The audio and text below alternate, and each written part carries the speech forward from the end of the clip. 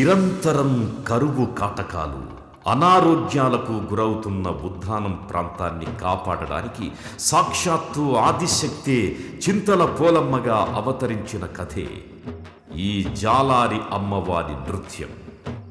అమ్మవారు మాకన్నపల్లి గ్రామంలో ఒక పుణ్యదంపతుల ఇంట జన్మించింది. చిన్నతనంలోనే అమ్మవారికి బొడ్డపాడు గ్రామానికి చెందిన వ్యక్తితో వివాహం జరిగింది. అమ్మవారు యుక్త వయస్సుకు రాగానే చీరా సారెలతో అత్తవారింటికి సాగనంపారు. అదే రోజు అమ్మవారు భర్తతో కలిసి గుడికి వెళ్లి తిరిగొస్తుండగా స్త్రీలోలుడు దుర్మార్గుడు అయిన మందస జమీందార్ అమ్మవారిని బలవంతంగా తన కోటకు తీసుకుపోయాడు. అమ్మవారిని పరిచారికలు అలంకరించి జమీందార్ గదిలోకి పంపించారు. అమ్మవారి అందాన్ని చూసిన జమీందార్ అమ్మవారిని ముట్టుకునేలోపు అమ్మవారు జమీందారును వారించి తానెప్పుడైనా మరణిస్తే తన పేరు మీద 7 గుడులు నిర్మిస్తాను అని మాట ఇవ్వమన్నారు. జమీందార్ అంగీకరించిన మరుక్షణమే అమ్మవారు అగ్నికి ఆహుతయ్యారు. ఇచ్చిన మాట ప్రకారం జమీందార్ 7 గుళ్లను నిర్మించారు. ఈ విధంగా అమ్మవారు చింతల పోలమ్మగా బొడ్డపాడు గ్రామంలో వెలిశారు. ప్రతిరోజు అర్ధరాత్రి అమ్మవారు బయలుదేరి 7 సముద్రాల్లో స్నానం చేసి తిరిగి గుడికొచ్చేవారు.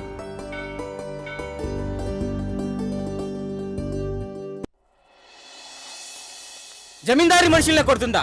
దానికి ఎంత గుండె ధైర్యం? రేయ్, ఆ గున్నమ్మని జిట్టు పట్టుకుని నిడిచికురారా. ప్రభు క్షమించండి. ఎన్నికలే వరకు ఆ గున్నమ్మని ఏమి అనొద్దు ప్రభు, క్షమించండి. ఛీ, చెత్త ఎన్నికలు పండ్రా. కాంతం, నీకోసం ఏడు తెచ్చానే చెప్పుకో. ఏడు తెచ్చినావు? కళ్ళు మూసుకో.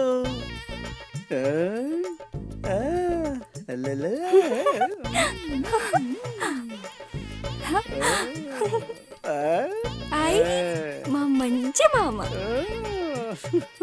అంతమ్మా 2 లోటాలు. ఈడవుడ్రా బాబు. ఏమరా కావుంటోడా బాబు, నీకు బాగా ఒళ్ళు బలిసిందిరా? ఏడు బాబు. లమ్డే కొడక, నీ కొట్టుకొచ్చిన వాళ్ళందరికి పసుపు పెట్టులని చెప్తున్నావట. చరం మొలిచేస్తుంది తోత్తు కొడక. ఎవరో పసుపు కొండకని వస్తే మా ఇంటి దానికి పసుపు పెడితే అమ్మన్నాను బాబు. లమ్డే కొడక, ఎవడురా మన ఊర్లో పసుపు కొండకు పసుపు అంటారు? మన ఊర్లో పసుపు కొండకి సంబర్ అంటారు, కారంకేమో అరగొండ అంటారు. ఎవడురా ఈ ఊర్లో నీకు పసుపు అనేది? ఇంకోసారి లాంబడి కొడక పశువు అనే మాట విన్నానంతే నీకు అవుతు తోలు వచ్చేస్తాను. తోత్తు కొడక్కన, తోత్తు కొడక్కన తోలు వచ్చేస్తాను. ఎలా అక్కడ నుండి మందస్థ జమీన్ పరిధిలో మన రైతుల పైన ఈ జమీందారు అనేక రకమైనటువంటి దాడులు చేస్తున్నారు. ఆ మాటలు సాను గాని ఆ గున్నమ్మకు పిల్లండ్రా. నాయకత్వ లక్షణాలు పుట్టుకతోనే వస్తాయండి. నిజమేనండి. వేరుగున్నమ్మ ప్రచారాన్ని ప్రజలు కోరుకోవడం ఎంత అదృష్టం అండి. నమస్కారం అండి. నమస్కారం బాబు. నమస్కారం అండి. నమస్కారం అండి. కూకోయండి. రండి కూకోండి. బాగున్నావా చక్రపాణి? బాగున్నానండి. కృష్ణమ్మ గారిని కలవడానికి వచ్చాం. ఆయన్ని మేము కలవడానికి అవుతుందా? చిన్న పని మీద మనసా వెళ్ళాడు, వచ్చేసరికి సాయంత్రం అవుద్దయ్యా. మేము వచ్చిన విషయం ఏంటంటే, ఈ మధ్యన మేము ఏ ఊరు ప్రచారానికి వెళ్ళినా అందరి నోటంట ఒకటే మాట, గున్నమ్మను ప్రచారానికి తీసుకురండి, గున్నమ్మను ప్రచారానికి తీసుకురండి.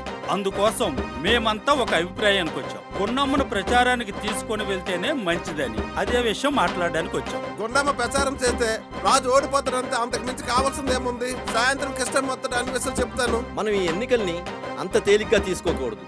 ఇది జమీందారీ వ్యతిరేక పోరాటంతో ముడిపడి ఉన్నాయి. జమీందారీ వ్యతిరేక పోరాటానికి గున్నమ్మ ప్రచారం ఉపయోగపడుతుందంటే మనం ఉపయోగించుకోవాల్సిందే. గున్నమ్మ అది చిన్నపిల్ల బాబు, దానికేం రాజకీయాలు తెలుసు బాబు. చిన్న పెద్ద అన్నది సమస్య కాదు. ప్రజలందరూ ఎవరి నాయకత్వాన్ని కోరుకుంటారో వాళ్ళే నాయకులు. ప్రజలందరూ గున్నమ్మ నాయకత్వాన్ని కోరుకుంటున్నారు. గున్నమ్మ ప్రచారానికి వస్తే తప్పక విజయం సాధిస్తామన్నది ప్రజలందరి నమ్మకం. ఇలాంటి మంచి అవకాశాన్ని మనం ఎందుకు వదులుకోవాలి? గున్నమ్మ ప్రచారం వల్ల ఈ ఎన్నికల్లో మనం గెలిస్తే మన ఉద్యమానికి మంచి ఊపిస్తుంది. ఆ విషయం చెప్దామనే వచ్చాం. అనగానయ్యా.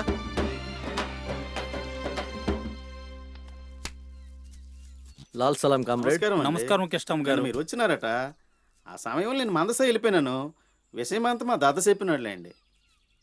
కృష్ణమ్మ గారు, ఈ ఎన్నికల్లో గున్నమ్మ ప్రచారం చేస్తే తప్పనిసరిగా గెలుస్తామని ప్రజల నుండి ఒత్తిడి వస్తుంది. అది మీకు తెలియంది కాదు. మన గెలుపు ద్వారా మందసా జమీందారికి వాటం రుచి చూపించాలంటే గున్నమ్మని ప్రచారానికి రప్పించాల్సిందే. మందస జమీందారీ వ్యతిరేక పోరాటంలో వచ్చినటువంటి ఈ ఎన్నికల్ని మనం ఒక అవకాశంగా ఉపయోగించుకోవాలి, తప్పదు. అర్థమైంది. గున్నమ్మ నా కూతురే కాదు, ఒక ఇంటి కోడలు, మరో వ్యక్తికి భార్య. వాళ్ళ యొక్క అభిప్రాయం కూడా తెలుసుకుందాం పదండి.